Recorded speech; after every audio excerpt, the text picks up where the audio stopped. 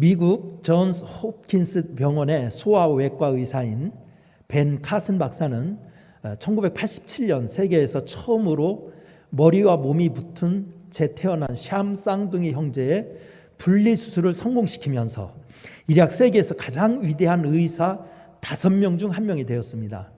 그는 독일에서 23명의 의사들을 이끌고 수술실에 들어갔다가 오랜 수술 끝에 너무 힘들어서 기도합니다.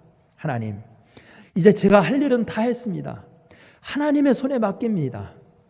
그런데 그 어린이들이 신기하게 살아났습니다.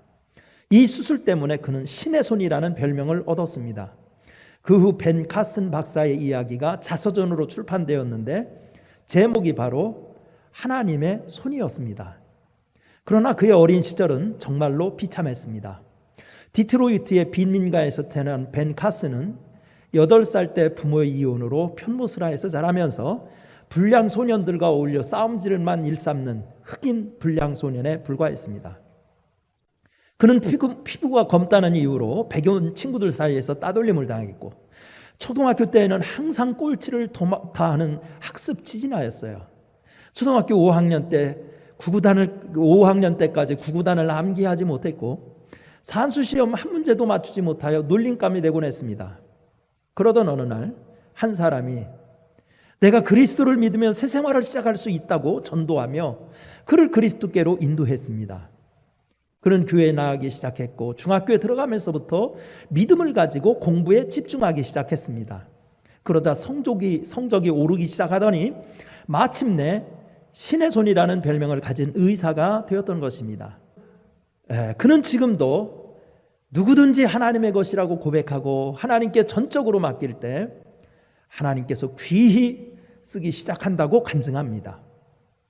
기원전 7세기의 예언자 예레미야는 오늘 본문 예레미야서 18장 1절부터 6절에서 이스라엘 백성을 향하여 토기장이와 진흙의 비유를 들어 역사의 주관되신 하나님의 손을 붙들 것을 요구하고 있습니다.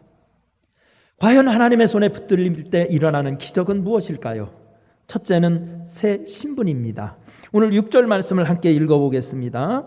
본문 6절 시작. 여호와의 말씀이니라.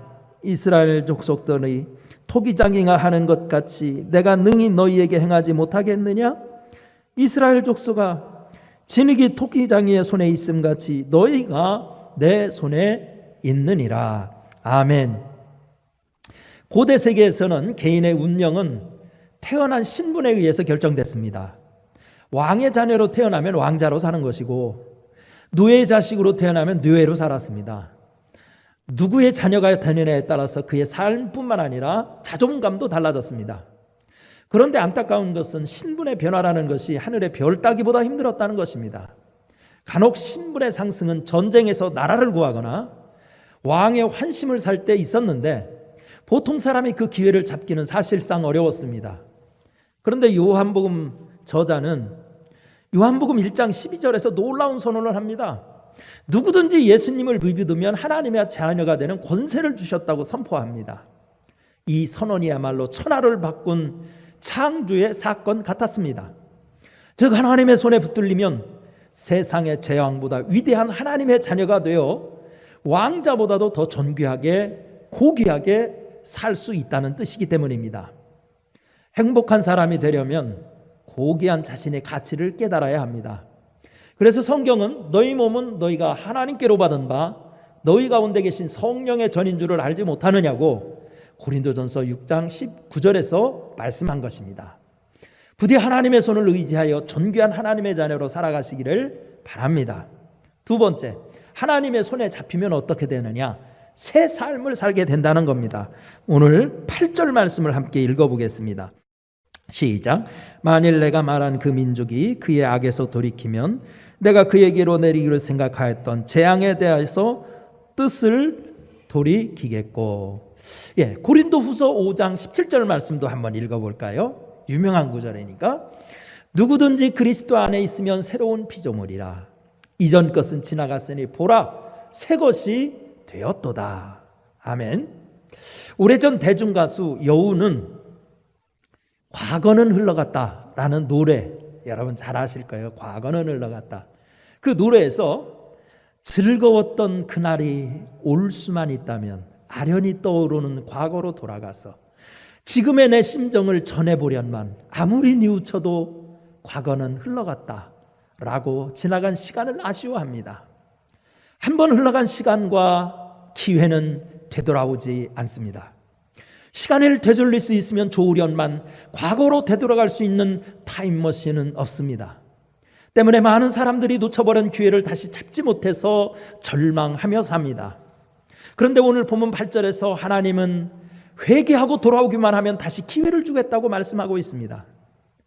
또한 고린도후서 5장 17절에서는 누구든지 그리스도 안에 있으면 새로운 피조물이라고 선언합니다. 하나님의 손에 붙들리면 새로운 삶을 살 수 있는 기회를 얼마든지 주신다는 선언입니다. 가을이면 사람들이 많이 부르는 가을이라는 동요가 있습니다. 백남석이 작사했고 현재명 선생이 작곡한 곡이죠. 이 곡의 1절은 이렇습니다. 가을이라 가을바람 다시 불어오니 푸른 잎은 붉은 치마 갈아입고서 남쪽 나라 찾아가는 제비 불러 모아 봄이 오면 다시 오마 부탁하노나. 그런데 이 곡의 작사자 백남석 교수의 아버지 백사겸은 평양에서도 유명한 맹인 점장이었습니다. 그러나 그가 김재옥이라는 여인의 전도를 받고 예수를 영접하였을 때 그의 온 가족이 구원을 얻습니다. 뿐만 아니라 그는 남감리회의 훌륭한 전도사가 되고 그의 장남 백남석은 미국 유학을 다녀와서 연희전문학교 교수가 되어서 일제감정기 이 사회의 소중한 인재들이 됩니다. 이렇게 하나님의 손에 붙들리면 저주스러운 과거의 삶을 끊고 복되고 복된 새 삶을 살 수 있는 것입니다. 부디 하나님의 손을 붙드십시오. 하나님의 손은 천지만물을 빚으신 손입니다. 그 손에 붙들려 밝고 빛난 새 삶을 누리시기를 바랍니다. 기도하겠습니다. 은혜로우신 하나님 아버지, 월요일입니다. 세상에 우리 가슴 떨리게 하고 삶을 위축되게 하는 뉴스가 천지의 사방으로 널려 있습니다. 하나님, 이 어려운 시대에 우리는 하나님의 말씀, 복음, 굿뉴스를 붙들 수 있게 하여 주시어서 우리도 하나님의 손에 붙들려서 내 삶이 달라지고 내 인생이 달라지는 위대한 삶을 살아낼 수 있도록 인도해 주시옵소서.